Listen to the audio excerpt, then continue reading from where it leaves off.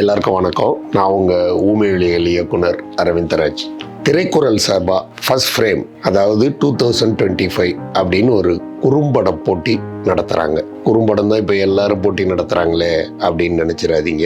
இது மற்ற போட்டிகள்லேருந்து முற்றிலும் மாறுபட்ட ஒரு போட்டி. ஏன்னா இவங்க எல்லா கேட்டகரியிலையும் தேர்ந்தெடுக்கிறாங்க. இயக்குனர், கதாசிரியர், எடிட்டர், நடிகர், நடிகைன்னு எல்லா கேட்டகரியிலையும் ஆட்களை தேர்ந்தெடுத்து அதற்கு பின்னால் பெரிய சில திட்டங்கள்லாம் வச்சுருக்காங்க. அதாவது அவங்க எல்லாருக்கும் இது சினிமாவில் நுழையறதுக்கு ஒரு தலைவாசலாக அமைய போகுது.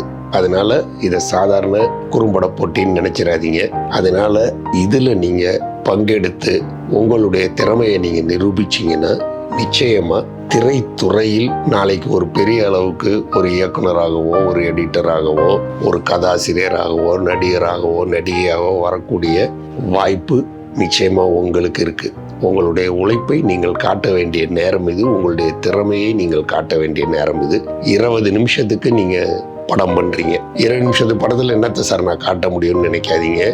நான் இன்னைக்கு ஊமையொலிகள் இயக்குனர்னு உக்காந்துருக்கேன்னா ஒரு 10 நிமிஷம் படத்தை காட்டித்தான். அதுதான் எங்களுக்கு முகவரியாக இருந்தது, டோக்கனாக இருந்தது. நாங்கள் விசிட்டிங் கார்டுன்னு சொல்லுவோம். எங்கே போனாலும் அந்த படத்தை போட்டு காட்டினா அப்புறம் தான் நம்மளை மதிப்பாங்க. அந்த மாதிரி உங்களுக்கு இது ஒரு அரிய நல்ல ஒரு சந்தர்ப்பம். அது மட்டும் இல்லாமல் ப்ரைஸ் மணியும் கொடுக்குறாங்க. 1 லட்ச ரூபா, 50,000 ரூபா, 25,000 ரூபான்னு கேட்டகரிக்கு தகுந்த மாதிரி படங்களை தேர்ந்தெடுத்து ப்ரைஸ் மணியும் கொடுக்குறாங்க. இது ஒரு பெரிய விழா. அவங்களுடைய பெரிய எண்ணம் எல்லாரும் இதில் பங்கெடுக்கணும், எல்லாரும் கலந்துக்கணும், யங்ஸ்டர்ஸ் சினிமாவில் வரணுன்ற நோக்கத்தில் இதை ஏற்பாடு பண்ணியிருக்காங்க.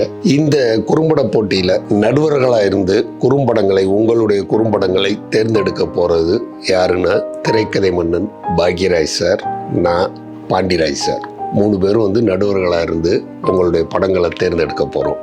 தேர்ந்தெடுக்கப்படுற படங்கள் எங்கே ஓட போகுது அப்படின்னு கேட்டிங்கன்னா ஒரு சாதாரண இதில் ஓட போகிறது கிடையாதுங்க. பிரசாத் லேப் தேட்டரில் இன்னைக்கு எல்லா படங்களும் அங்கே தான் வெளியாகிட்டு இருக்குது.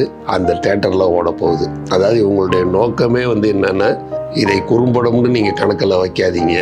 இதன் மூலமாக, இந்த படிக்கட்டின் மூலமாக ஏறித்தான் நாளைக்கு நீங்கள் திரைப்படம்ன்ற பெரும்படத்துக்கு போகிறாங்க. அதனால் இதை பெரும்படம்ன்ற பிரசாத்தில் தான் நாங்கள் காட்ட போகிறோங்கிறது தான் இவங்களுடைய நோக்கம். விழாவையும் மிக பிரம்மாண்டமாக ஏற்பாடு பண்ணியிருக்காங்க. தயாரிப்பாளர் கலைப்புலி தானு அவர்கள் வராரு.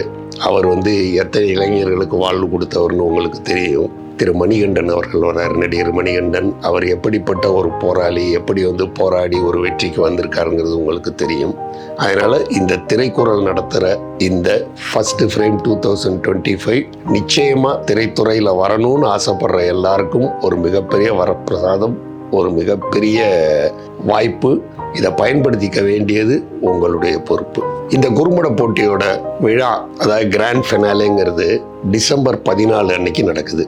அன்னைக்கு பார்த்தீங்கன்னா அங்கே காலாவாக இருக்கும். திரைப்படத்துறையை சேர்ந்த பலருடைய பார்வை உங்கள் மேல் படும். அதனால் சந்தர்ப்பத்தை மிஸ் பண்ணாதீங்க. அதுதான் என்னுடைய வேண்டுகோள். நன்றி.